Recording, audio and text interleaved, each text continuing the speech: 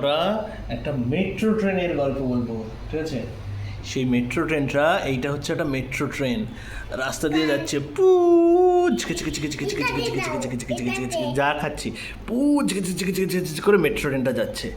এমত অবস্থায় রিও বাবু কিন্তু এই ফোর হুইলারটা চেপে কিন্তু আসছে, আস্তে আস্তে আস্তে করে ফোর হুইলার চেপে আসছে, আর এদিকে মেট্রো ট্রেন যাচ্ছে।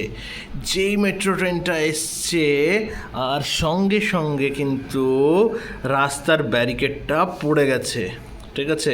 রিওবাবু এখানে এই ট্রেনটাতে আটকা পড়ে গেল, ঠিক আছে? রিওবাবু এই ট্রেনটাতে আটকা পড়ে গেল, আর এইদিকে মেট্রো ট্রেনটা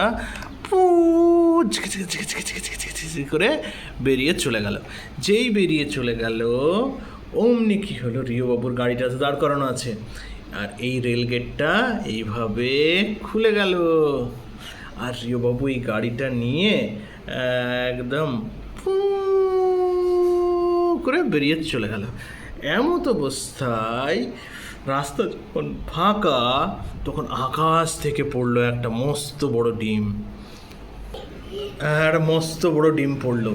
সেই ডিমটা কিন্তু আকাশের রোদ পড়েছে ডিমের ওপরে, সেই ডিমের রোদে ডিমটা ডিমটা ফেটে এবার সূর্যের তাপে কিন্তু একটা মস্ত বড় বাচ্চা বেরোবে ডিম থেকে। ডিম ফাটলো আর ডোরেমন বেরিয়ে গেল। এবার ডোরেমনের কিন্তু ছোট্টবেলা থেকেই কিসের শখ?